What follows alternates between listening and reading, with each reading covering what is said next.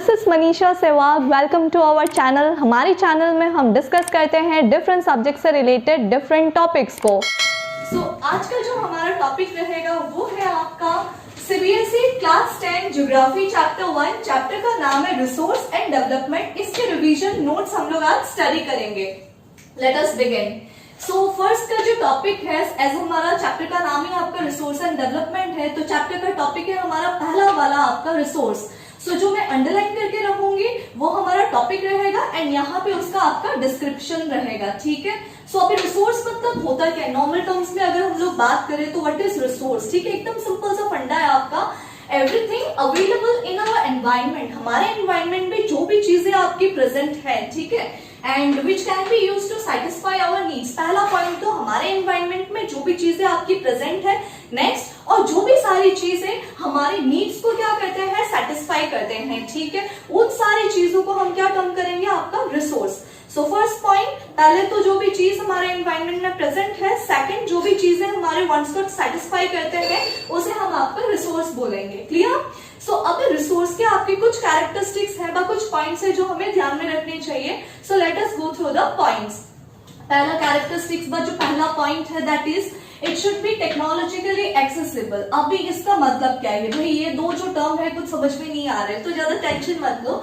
Technologically accessible मतलब क्या होता है, हमारे जो भी रिसोर्सेज है ना वो एक्सट्रैक्ट करने के लिए हमारे पास प्रॉपर टेक्नोलॉजी होनी चाहिए, ठीक है। रिसोर्सेज को हम लोग रॉ फॉर्म में साइड कंज्यूम नहीं कर सकते, यूज नहीं कर सकते, तो we need a proper technology जिससे हम लोग रिसोर्सेज को एक्सट्रैक्ट कर सके। फर्स्ट पॉइंट हो गया, रिसोर्सेज को यूज करने के लिए we need a proper kind of technology, ठीक है। नेक्स्ट जो पॉइंट आता है, it should be economically feasible. अभी इकोनॉमिकली फिजिबल मतलब क्या है, हमारे पास टेक्नोलॉजी से एक्सट्रैक्शन करना है रिसोर्सेज को। अगर हमें टेक्नोलॉजी की मदद चाहिए तो टेक्नोलॉजी बिना पैसे के नहीं आती है। We need a certain sum of money, तो हमें रिसोर्सेज का एक्सट्रैक्शन करने के लिए इनफ सम ऑफ मनी भी चाहिए। दैट इज आपका इकोनॉमिकली फिजिबल। फिर थर्ड पॉइंट आता है आपका, it should B culturally acceptable. जो भी रिसोर्सेज हमारे कल्चर में, हमारे इकोनॉमी में, हमारे सराउंडिंग में हम लोग यूज कर रहे हैं वो हमारा कल्चरली एक्सेप्टेबल रिसोर्सेज होने पड़ेंगे, ठीक है। दिस वाज द डेफिनेशन और द रिवीजन पॉइंट्स और द गाइडलाइंस रिगार्डिंग द आपका रिसोर्सेज। नेक्स्ट जो आता है हमारा क्लासिफिकेशन ऑफ रिसोर्सेज। अच्छा चलो ठीक है, रिसोर्सेज का हम लोग कुछ एग्जांपल्स दे लेते हैं।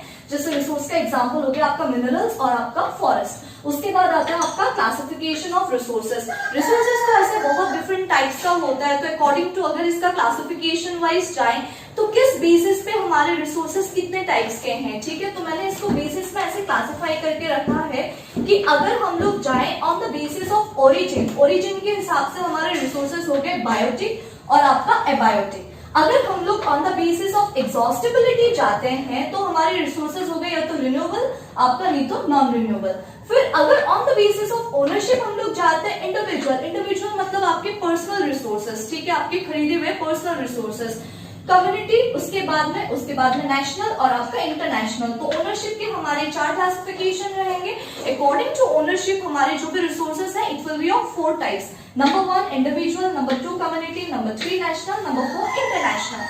फिर लास्ट जो बेसिस है जिसके हिसाब से हमारे रिसोर्सेज हम लोग क्लासिफाई करेंगे that is status and development. Status and development के हिसाब से हमारे रिसोर्सेज आपके पोटेंशियल होंगे, नहीं तो डेवलप्ड होंगे, नहीं तो रिजर्व होंगे, नहीं तो आपके स्टॉक होंगे। This was the first 2 points description. That means हमने रिसोर्स के बारे में पढ़ा, देन क्लासिफिकेशन ऑफ रिसोर्सेज के बारे में पढ़ा।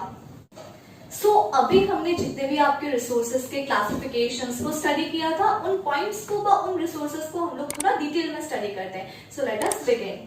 पहला जो था हमारा बायोटिक रिसोर्स था आपका। बायोटिक रिसोर्स मतलब क्या होता है, living resources obtain from biosphere. जो रिसोर्सेज आपके लिविंग है और जो रिसोर्सेज हमें बायोस्फीयर से ऑब्टेन होते हैं उन रिसोर्सेज को हम लोग बायोटिक रिसोर्स बोलते हैं। Next comes abiotic resource. अब एबायोटिक रिसोर्स आपका ऑपोजिट होता है बायोटिक रिसोर्स का। क्लियर। एबायोटिक मतलब non living things, for example आपके रॉक्स हो गया, सॉइल हो गया। जो रिसोर्सेज आपके लिविंग नहीं है व जो रिसोर्सेज आपके नॉन लिविंग है, फॉर एग्जाम्पल आपका रॉक सॉइल, वो हमारे क्या हो गए, abiotic resources. Now renewable resources मतलब क्या होता है, रिन्यूड एंड रिप्रोड्यूस। जो रिसोर्सेज आपके बार बार रिन्यू हो सकते हैं, बार बार रिप्रोड्यूस हो सकते हैं, मतलब वो कभी खत्म नहीं होंगे, ठीक है। और अगर रिन्यू और रिप्रोड्यूस हो रहे तो कुछ मेथड के थ्रू तो होंगे, बाय फिजिकल मेथड हो सकता है रिन्यूएशन, बाय केमिकल मेथड हो सकता है, बाय मैकेनिकल प्रोसेस भी आपका वो रिन्यू और रिप्रोड्यूस हो सकते हैं। So that resources are termed as renewable resources. Clear. Next आता है आपका नॉन रिन्यूएबल रिसोर्सेज। अभी नॉन रिन्यूएबल रिसोर्सेज मतलब क्या हो गया, डायरेक्टली समझ में आता है ना कि इसका ऑपोजिट होगा, यस इसका ऑपोजिट ही है। सो once get exhausted cannot be remade। ये वो रिसोर्सेज है कि एक बार अगर भैया खत्म हो गया ना तो वो वापस रीमेड नहीं कर सकते हैं, ठीक है। तो इन रिसोर्सेज को लेके अपने को बहुत केयरफुल रहना है। फॉर एग्जांपल फॉसिल फ्यूल्स, ठीक है, अगर वो खत्म हो जाते हैं तो उसको मिलियन ऑफ ईयर्स लगेगा वापस रिप्लेनिश होने के लिए, आपका रिन्यू होने के लिए। तो भैया बी वेरी केयरफुल यूज करने के लिए, ठीक है। वैसे भी पेट्रोल के दाम कितने ज्यादा बढ़ रहे हैं बताइए आप सबको। So individual resources. अब इंडिविजुअल रिसोर्सेज मतलब क्या होता है भाई, अपना घर जो पर्सनली ओन किया हुआ रहता है, पर्सनल ओन जो रिसोर्सेज रहते हैं उसे हम आपका इंडिविजुअल रिसोर्सेज बोलते हैं। नेक्स्ट इसके बाद क्या आते हैं देखते हैं कम्युनिटी रिसोर्सेज। अब कम्युनिटी रिसोर्सेज मतलब क्या हो गया, जिसपे हमारे मोहल्ले का हमारे इलाके का राज होता है, हमारे कम्युनिटी का राज होता है। फॉर एग्जाम्पल पार्क किसी का खरीदा हुआ तो नहीं रहता है, सब लोग उसे यूज कर सकते हैं कि नहीं। नेक्स्ट कम्स आपका इंटरनेशनल रिसोर्सेज। अब इंटरनेशनल रिसोर्सेज मतलब क्या होता है, no individual country can utilize. अभी किसी पर्सनल इंडिविजुअल कंट्री के खरीदे हुए जो रिसोर्सेज नहीं रहते हैं उसे हम आपका इंटरनेशनल रिसोर्स बोलते हैं। फॉर एग्जाम्पल ओशन वाटर आपका। क्लियर। नेक्स्ट कम्स आपके पोटेंशियल रिसोर्सेज। अब पोटेंशियल रिसोर्सेज मतलब क्या होता है, ठीक है। So found in region but not in use currently. Region में एक जगह में वो रिसोर्स आपका प्रेजेंट है लेकिन करंटली यूज में नहीं है। फॉर एग्जांपल आपका गुजरात में विंड का जो वेलोसिटी है वो बहुत ज्यादा हाई है, तो जब तक आपका विंड मिल क्रिएट नहीं हुए थे, वो आपके इन्वेंशंस पे नहीं आए थे, यूज में नहीं आए थे, तब तक वो विंड एनर्जी जो वहां पे था but it was not in use, वो उससे हम लोग कुछ एक्स्ट्रा चीजें रिप्रोड्यूस नहीं कर सकते थे, ठीक है।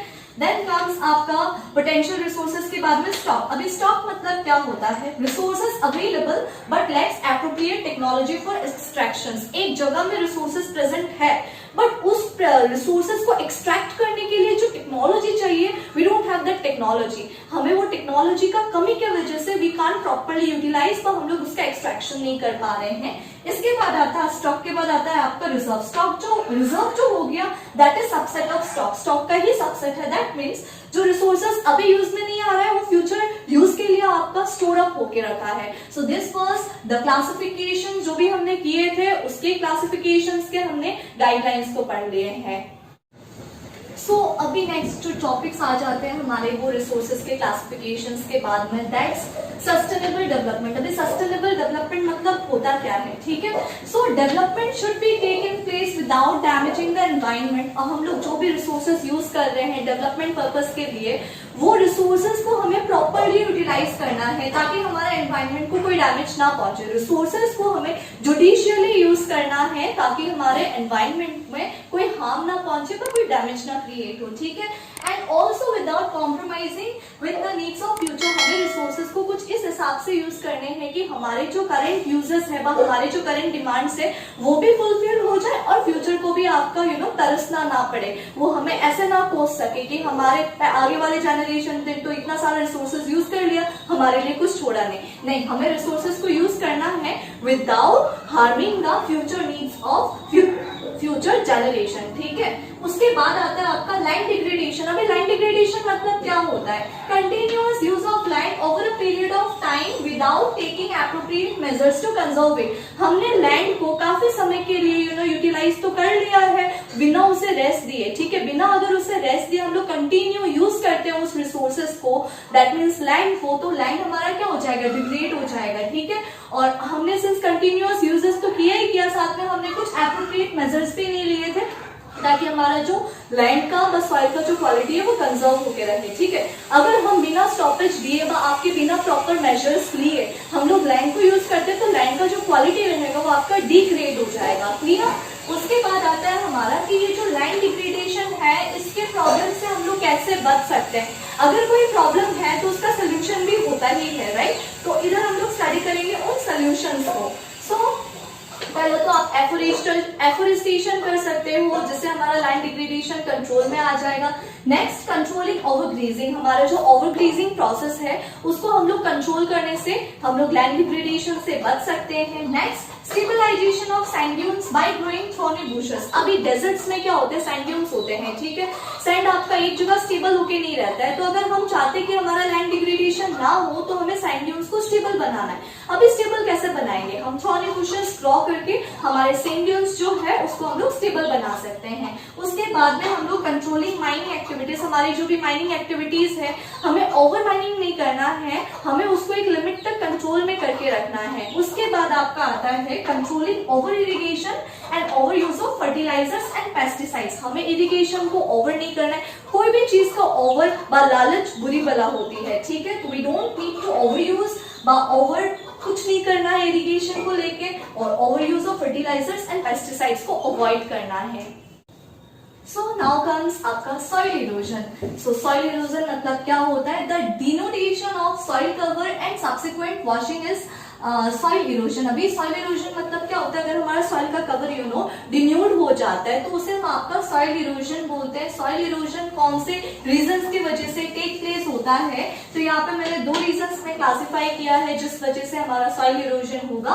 पहले तो ह्यूमन एक्टिविटीज, हम ह्यूमन एक्टिविटीज कॉन्ट्रीब्यूट करते हैं सॉइल इरोजन को, ठीक है। अगर डिफॉरेस्टेशन करते हैं, ओवरग्रेजिंग करते हैं, दैट लीड्स टू आपका सॉइल इरोजन। नेक्स्ट, आपके नेचुरल फोर्सेस जो होते हैं वो भी हमारे सॉइल इरोजन को कंट्रीब्यूट करेंगे, जैसे आपका विंड और ग्लेशियर ये कंट्रीब्यूट करते हैं सॉइल इरोजन को, वो तो नेचुरल प्रोसेस आपका रह गया। We can not control this factor, but हम लोग ये फैक्टर को कंट्रोल कर सकते हैं, ठीक है। इसको कंट्रोल करने से ऑटोमेटिकली हमारा सॉइल इरोजन भी आपका कंट्रोल में आ जाएगा। उसके बाद आपका सॉइल इरोजन के कितने टाइप्स हैं, तो हमारे सॉइल इरोजन के 2 टाइप्स रहेंगे। पहला वाला गुली इरोजन, नेक्स्ट कम्स आपका शिट इरोजन, ठीक है। इसके बाद में आपका जो नेक्स्ट टॉपिक है, that's method to prevent soil erosion in hilly areas. Hilly areas में जो आपका सॉइल इरोजन होता है वो थोड़ा ज्यादा होता है इन कंपैरिजन टू आपका प्लेन्स। तो प्लेन्स का जो सोल्यूशन है that will not be applicable to hilly areas. Hilly areas के लिए आपके डिफरेंट सोल्यूशंस रहेंगे। तो क्या प्रोसेस को यूज करके बा क्या मेथड को यूज करके हम लोग सॉइल इरोजन को अवॉइड कर सकते हैं व कंट्रोल में ला सकते हैं hilly areas, let us study. So पहला तो टेरेस कल्टीवेशन हम लोग कर सकते हैं, स्ट्रिप फार्मिंग कर सकते हैं, शेल्टर बेल्ट्स कर सकते हैं। तो ये करने से हमारा जो सॉइल इरोजन होगा वो आपका कंट्रोल में आ जाएगा। तो अभी हमने जितने भी आपके टॉपिक स्टडी किए that was concern to the chapter 1 of resource and development, CBSE class 10 का था। हमने जितने भी चैप्टर में हमारे हेडिंग्स थे, मेन जो पोर्शंस थे, हम लोग ने रिविजन के तौर पे उसको स्टडी कर लिया। सो अभी अगर आपको हमारा वीडियो पसंद आए तो like, share, comment and subscribe करना मत भूलना।